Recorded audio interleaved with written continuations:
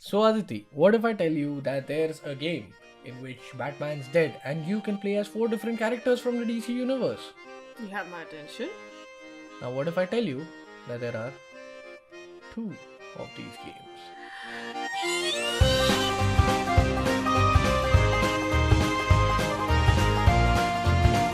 Hi guys, welcome to our segment Deep Dive. As you'll know, we have been covering the DC fandom. We've covered most of the important movie trailers and all, and now we're left with the final chapter, the games. The two games, Suicide Squad Kill the Justice League and Gotham Knights. So, as I mentioned, both these games are similar in many ways, but there are multiple differences. There isn't much to break down in terms of Easter eggs and references in the trailers and stuff like that. So, I thought it would be a better idea if we could list down the similarities and in the same references the differences that both of these games have, and maybe our pick without even playing the game, our pick which will be better. So, yeah. Yeah. So let's start off with the very first similarity, a very common predominant similarity. That the Batman is dead. Duh. So yes, in the Suicide Squad game, because it is set in the Arkham universe, the Batman is dead as we know from last game, Arkham Knight. Though he might not be dead. He might be using some kind of fear toxin concoction or something like that. But I hope that they don't bring in Batman till like the very last of this game. If they want to bring him in at all, which if they don't, I don't mind it. Because yes, the Batman is dead. Let the universe continue without him. On the other hand, Gotham Knights, I feel like the Batman is very much alive, and maybe he's on some secret mission to infiltrate the Court of Owls, which are the villains of this game. Mm-hmm. And my oh my, do they look terrifying. Oh, extremely terrifying. As I said, the Court of Owls is an awesome plot point. There are a lot of good stories that you can tell with the Court of Owls, and I think we are going to see one in Gotham Knights. The next similarity would be that we have four different co-op players. Yes, Suicide Squad has, as we know, the King Shark, Deadshot, Harley Quinn, and Captain. Boomerang. And on the other hand, we have in Gotham Knights the Dick Grayson, Richard Grayson, Nightwing, Mm-hmm. Jason Todd, Red Hood, Barbara Gordon, Cool. Batgirl, or Batwoman. No, Batgirl. Batgirl. Yeah, Batgirl. And as a surprise, I thought this was Damian Wayne, but it is confirmed to be the Tim Drake Robin. I was surprised because in most of DC continuity, Tim Drake Robin has kind of been put aside. So it's a good change of pace that they brought in Tim Drake Robin for this. In terms of characters, I think Suicide Squad has more wide variety of characters. All of them have a lot different. Like you see in Gotham Knights, yes, all of them might have a little bit of different fighting styles and everything, but ultimately they were all trained by Batman. They traverse the city in mostly the same way because they have bikes and stuff like that, and Batmobiles and all of that. Only a different traversal system. What I thought was Tim Drake's. He's kind of using the Justice League satellite to teleport, if you can see in couple of scenes. And but by the rest of them, you can only see the grapnel gun and bikes and stuff like that. So yes, you might see Jason Todd using guns, and you might see a slight variation on the weapons in Gotham Knights. For the most part, the fighting styles would be the same, which I think would not be a case for the Suicide Squad. In the Suicide Squad, I feel they might have given it more of a Marvel's Avengers approach, where everybody has a very different set of moves, a very different style of what they fight. I hope they have not spread themselves too thin while doing so. As you might have seen, Harley Quinn moves in a very different way across the city compared to King Shark, who just is like a Hulk, who just jumps around. True. I mean, it would be hilarious to imagine King Shark doing like gymnastics throughout the city. Obviously. But yeah, but King Shark is more like a Hulk person who's just moving around and Deadshot kind of reminds me of Firefly from Arkham Knight. I think they might have used some of the same game mechanics and the designs for him to move around. And Captain Boomerang has something interesting. Like he just throws a boomerang, there is lightning, and he just Yeah. reaches that place. Do you think it's something connected to the Speed Force? Like Captain Boomerang is a Flash villain. Oh, Possible. maybe. I think maybe he, in all his years against the Flash, he has figured out something, some technology that can mimic the Speed Force at least. And yeah, this was a traversal system, fighting style also obviously. Deadshot is going to be more like point and shoot, kind of like an Iron Man. Yeah. Versus Harley Quinn, who would have a very similar fighting language like the Black Widow. Okay, and like obviously King Shark, as I said again, Hulk, because heavy hitter. Captain Boomerang, I have no idea. Hawkeye? Maybe, maybe they could learn something from.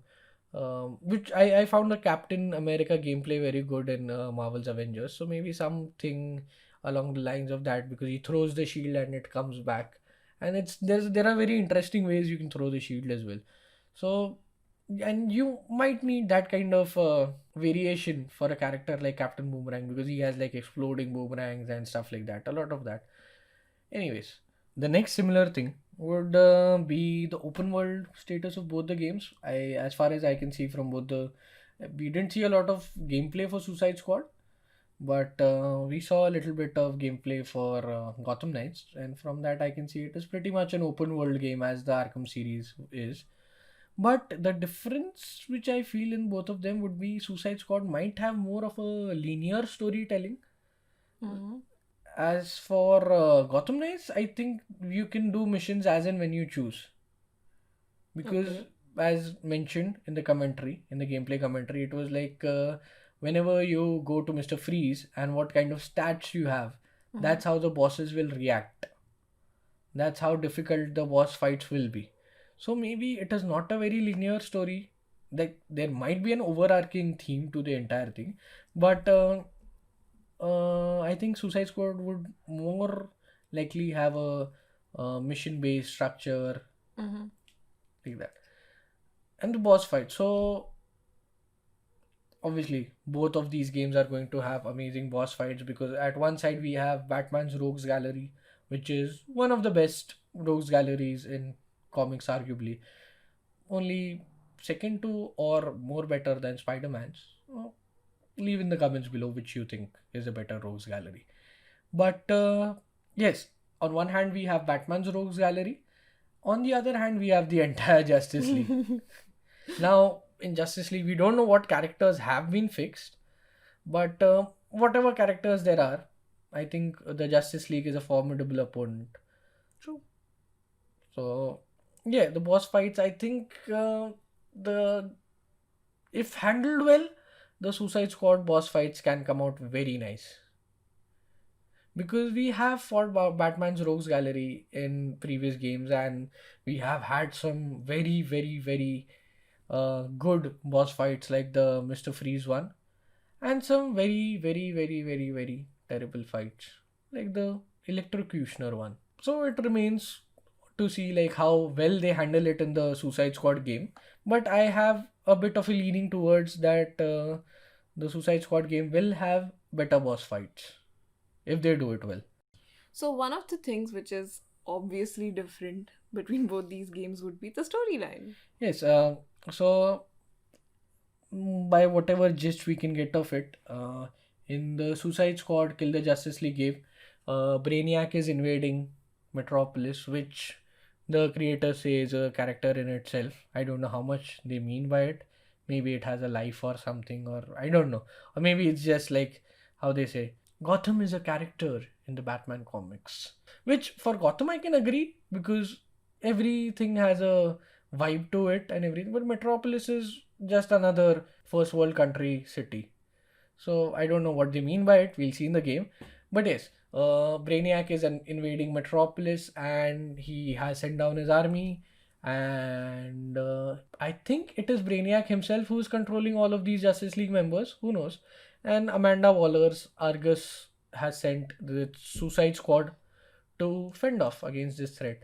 and obviously they did not know that they are going to face against the Justice League. So again, this also gives rise to a pretty interesting dynamic because Suicide Squad compared to the Justice League are nothing. Like a very good analogy would be how the boys are against the seven in the series The Boys, which we will be making a review for. We're just waiting for the series to end. Yeah, so a better analogy would be that. So it would be more interesting, and you can find more like innovative ways for the boss fights, for in which way they can fight or in which way they can defeat them. And by defeat, I am hoping they actually kill some of them off. Do you think that, as mentioned in the title, they would have the balls to kill any of the Justice League members off? It is a pretty ballsy move, but knowing how these stories usually go ahead, there might be a higher chance that they would try to figure out how to actually save the Justice League Yeah, reverse without. the brain Yeah, control or something, yeah. remove the brain control. Most probably, that's when Batman comes in the end and just he's like, It's these a are the plans, possibility. these are the ways you can not kill. So it seems like a pretty clean and cut story for the Justice League game. The Suicide Squad kill the Justice League. Let's face it, this is closest to a Justice League game we're going to get, so might as well call it the Justice League game. On the other hand, the Gotham Knights storyline especially seems a lot more intense because you have again Court of Owls, which is an amazing plot point, and it can be used to create amazing mystery thriller kind of vibe. Because as I said, maybe Bruce Wayne is not dead; he is infiltrating the Court of Owls in some manner or way, and it seems like in the wake of Bruce Wayne's death, all the rogues of the Batman's gallery have taken over certain sections of Gotham. So you'll have to periodically free the sections from those supervillains, and it will unravel a bigger mystery on the way. I think storyline wise, even though I said Gotham Knights is more of a non-linear story, I think Gotham Knights storyline takes the cake, at least in the first viewing, and at least in the first impression, because there's so much intrigue and mystery to it. But even though we haven't seen any gameplay for the Suicide Squad Justice League game, I still feel there's so much that you can do gameplay wise. There are so many fighting styles, there are so many things that you can do in the game that gameplay wise, if done well, definitely the Suicide Squad game will take the cake. So these are our 2 cents about both the games, the Gotham Knights and Suicide Squad Kill the Justice League. If you think we missed anything, do mention it in the comment section below. If you have any further things to add, please do mention it in the comment section below. Or if you just want to talk to us, you're just home alone in the lockdown, bored out of your mind, lonely, talk to us. We're here. And do like and share our videos with your friends. And do subscribe because we have a lot of other reviews coming up because DC content is at an end. We are watching the season 2 of Boys. Oh yeah. Aditi, review till now. I want to barf because it's super gory, But but it's pretty awesome. exactly. So we're just waiting for the season to end so that we can make an entire season review of Boys season 2. And another thing, we also have a bit of Marvel news about a certain time traveling person who might be appearing in Ant-Man 3. We're just waiting for the news to be confirmed, and once it's confirmed, we are definitely going to make a video on it. So subscribe and hit the bell icon, and please hit the like button because if you don't, we also have a couple of boomerangs and we know how to use them.